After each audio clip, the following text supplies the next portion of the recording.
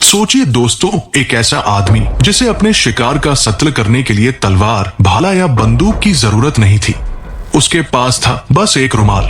हाँ, एक पीला रुमाल जिसमें एक चमकता हुआ सिक्का सिला होता था। वही रुमाल उसके लिए हथियार बन जाता। वही रुमाल लोगों की सांसें छीन लेता और उसी रुमाल ने उसे इतिहास का सबसे डरावना नाम बना दिया। जी हाँ, मैं बात कर रहा हूँ भारत के उस ठग की जिसे दुनिया ठग बहराम के नाम से जानती है। मशहूर ठग बहराम, जिसके बारे में कहा जाता है कि उसने अपने पूरे जीवन में 931 कत्ल किया। अगर वर्ल्ड वाइड देखा जाए तो ये किसी भी एक व्यक्ति द्वारा किए गए कत्ल का सबसे ज्यादा संख्या है जो उसके द्वारा किए गए। ये रिकॉर्ड आज तक बहराम के नाम से दर्ज है। नमस्कार दोस्तों, बहुत दिन बाद दोबारा आपका एक बार फिर स्वागत है आपके अपने चैनल अनसीन स्टोरी में।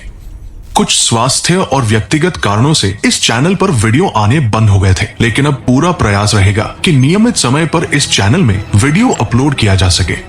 दोस्तों, यदि आपको हमारी कहानियां पसंद आती हैं, तो कृपया हमें अपना समर्थन और प्यार जरूर दें। तो अब आते हैं मेन स्टोरी पर। हमें ठग बहराम को जानने से पहले उसके लाइफ को एक्सप्लोर करना पड़ेगा, तभी हम समझ पाएंगे कि वास्तविक कहानी यही है या कुछ और, जैसा आज तक हम पढ़ते आए हैं या यूट्यूब पर देखते आए हैं। ठग बहराम ये एक ऐसा नाम था जो सुनते ही लोगों के मन में डर पैदा कर देता था। Guinness book of world record से लेकर यूट्यूब के थ्रिलर वीडियो तक बहराम को अक्सर इतिहास का सबसे खतरनाक सीरियल किलर बताया जाता है, जिसने 931 लोगों की गला घोंटकर हत्या की थी। लेकिन क्या ये कहानी सिर्फ इतनी ही है या फिर इसके पीछे कुछ और भी है?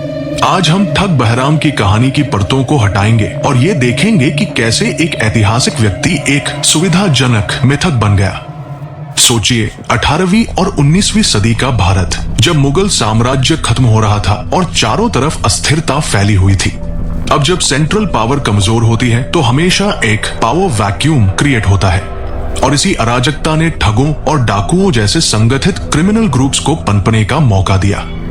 डाकू गांव और शहरों पर हमला करते थे, जबकि ठग धोखे से यात्रियों को निशाना बनाते थे। बहराम जैसे लोगों को एक नाम दिया गया जिसे ठग कहा जाता था, जो उनके क्रियाकलापों और व्यवहार का अर्थ समझाता है।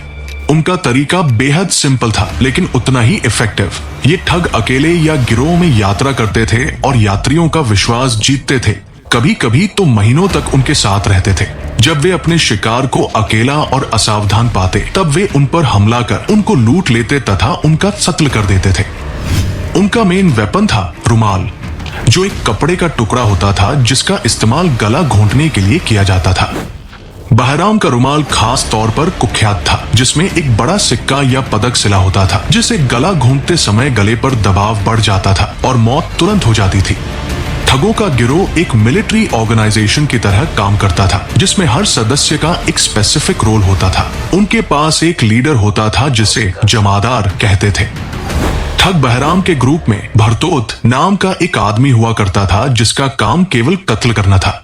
सूथा नामक एक सदस्य शहरों में जाकर यात्रियों से दोस्ती करता था और उन्हें अपने ग्रुप के साथ यात्रा करने के लिए मनाता था। इसके अलावा चुकडेना नामक ठग जो लोगों का ध्यान भटकाता था, और एक था लेग होल्डर जो लोगों का कत्ल करते समय पैरों को पकड़ता था। वे आपस में संवाद करने के लिए रमासी नामक एक गुप्त भाषा का इस्तेमाल करते थे। ठगी अक्सर एक वंशानुगत पेशा था, जो एक पीढ़ी से दूसरी पीढ़ी को विरासत में मिलता था। अब आते हैं मेन कैरेक्टर पर, ठग बहराम, जिसे बुहराम जमींदार और ठगों के सरदार के रूप में भी जाना जाता है, एक मुस्लिम पठान परिवार से संबंध रखता था। ये एक वास्तविक ऐतिहासिक व्यक्ति था जो 18वीं सदी के अंत और 19वीं सदी की शुरुआत में अवध क्षेत्र में ठग गिरोहों का एक शक्तिशाली नेता था। आप ये जानकर आश्चर्य में रह जाएंगे कि ब्रिटिश रिकॉर्ड्स में ठगों को देवी काली के एक धार्मिक भक्त के रूप में पेश किया गया है, जिसके अनुसार हत्या को एक पवित्र अनुष्ठान माना जाता था। ब्रिटिश रिकॉर्ड के अनुसार ठगों की ये मान्यता थी कि अगर वे अपने कर्तव्य पूरे नहीं करते तो काली पूरी मानवता को नष्ट कर सकती थी। लेकिन ये कहानी उतनी सीधी नहीं है जितनी दिखाई देती है। ठगों में 1/3 मुस्लिम थे, जिन्होंने काली को अल्लाह के एक अधीनस्थ देवता के रूप में पूजा। लेकिन माइक डेश जैसे हिस्टोरियंस का मानना है कि हत्या का मुख्य मकसद धार्मिक अनुष्ठान के बजाय आर्थिक लाभ था। इंटरेस्टिंग बात यह है कि ठगों का एक अपना एथिकल कोड भी था। वे कुछ लोगों की हत्या करने से परहेज करते थे, जैसे कि ब्राह्मण, महिलाएं, संगीतकार, फकीर और बीमार लोग। क्योंकि वे मानते थे कि इन लोगों को मारने से देवी का प्रकोप होगा। ये उनके काम की कॉम्प्लेक्सिटी को दर्शाता है, जहां संगठित अपराध तो था पर जिसमें नियम और कानून भी थे। बहराम के जीवन का सबसे बड़ा विवाद उसकी हत्याओं की संख्या है। ये अक्सर कहा जाता है कि उसने 931 हत्याएं की, जिससे वो Guinness book of world records में दुनिया का सबसे खतरनाक सीरियल किलर बन गया। लेकिन यहाँ एक महत्वपूर्ण ट्रूथ छुपा हुआ है। ईस्ट इंडिया कंपनी के ऑफिसर जेम्स पैटन ने अपने डॉक्यूमेंट्स में बहराम का कन्फेशन दर्ज किया। पैटन के अनुसार बहराम ने कहा था कि वह 931 हत्याओं के मामलों में मौजूद तो था, लेकिन उसने अपने हाथों से ये सभी कत्ल नहीं किए। उसने अपने द्वारा जो कत्ल किए गए लोगों की संख्या बताई वह लगभग 125 थी।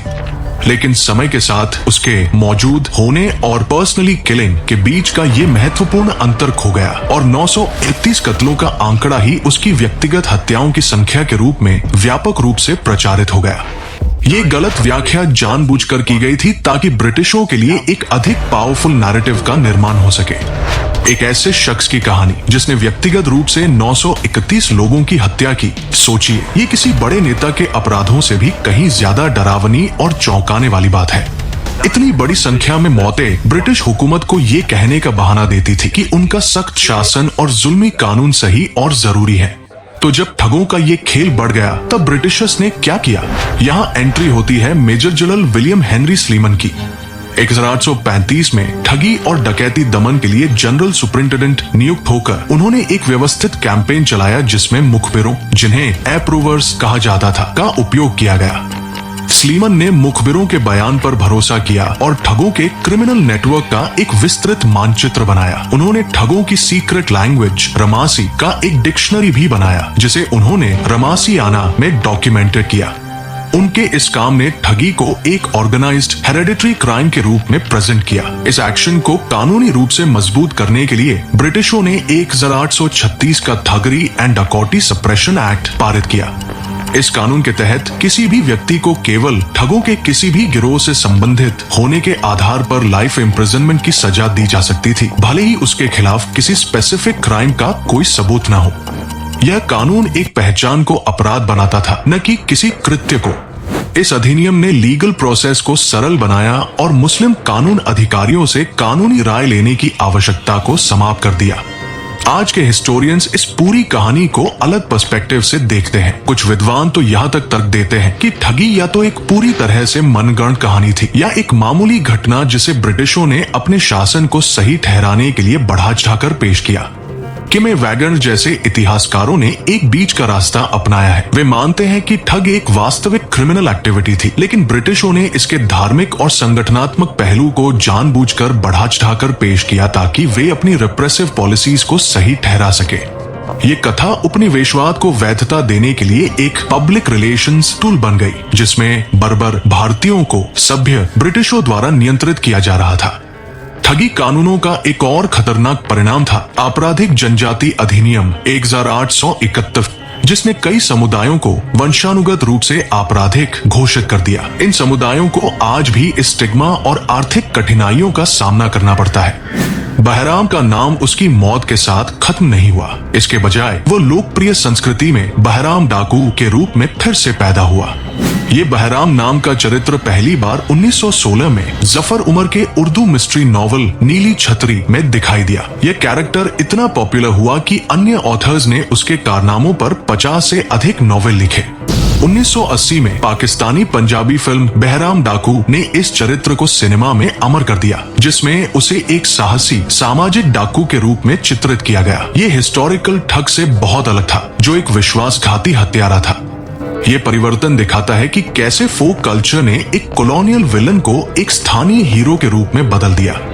तो फाइनली ठग बहराम की कहानी हमें क्या सिखाती है? ये हमें बताती है कि इतिहास, शक्ति और कथा के बीच कितना गहरा संबंध है। जहाँ ये सबूत है कि ठगी एक वास्तविक हिंसक क्रिमिनल फेनोमेनन था, वहीं इसके पैमाने, प्रेरणाओं और तरीकों को राजनीतिक लाभ के लिए ब्रिटिश प्रशासन द्वारा काफी बढ़ा चढ़ाकर और नया रूप दिया गया। औपनिवेशिक कथा ने अच्छाई बनाम बुराई का एक सिंपल कॉन्सेप्ट गढ़ा, जिसमें ठग को एक असभ्य भारत के प्रतीक के रूप में दिखाया गया।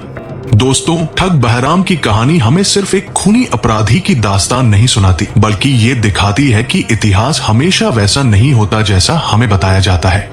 ये कहानी हमें चेतावनी देती है कि सत्ता में बैठे लोग अक्सर सच और झूठ को मिलाकर ऐसी कथाएं गढ़ते हैं जो आने वाली पीढ़ियों की सोच को बदल देती है। ठग बहराम की असली विरासत कत्ल की गिनती में नहीं, बल्कि उस जाल में छुपी है जहां सच और मिथक गड्ढमड हो गए। यही वजह है कि आज भी उसका नाम सुनते ही रहस्य, भय और रोमांच का मिश्रण हमारे मन में उठता है। तो अगली बार जब भी आप किसी ऐसी ऐतिहासिक कहानी से रूबरू हो, तो सिर्फ उसके चमकते हुए पहलू पर मत रुकिए, उसके पीछे छुपी परतों को भी टटोलिए, क्योंकि असली कहानी वही है जो इतिहास की परछाइयों के बीच छुपी रहती है। अगर दोस्तों आपको ये कहानी दिलचस्प लगी हो तो इसे अपने दोस्तों तक जरूर पहुंचाइए। आपका एक छोटा सा शेयर हमें और भी अनसुनी कहानियां आपके सामने लाने की ताकत देता है। तो प्लीज चैनल को सब्सक्राइब कीजिए और बेल आइकन दबाइए, ताकि जब अगली अनसीन स्टोरी सामने आए तो सबसे पहले आप तक पहुंचे। धन्यवाद।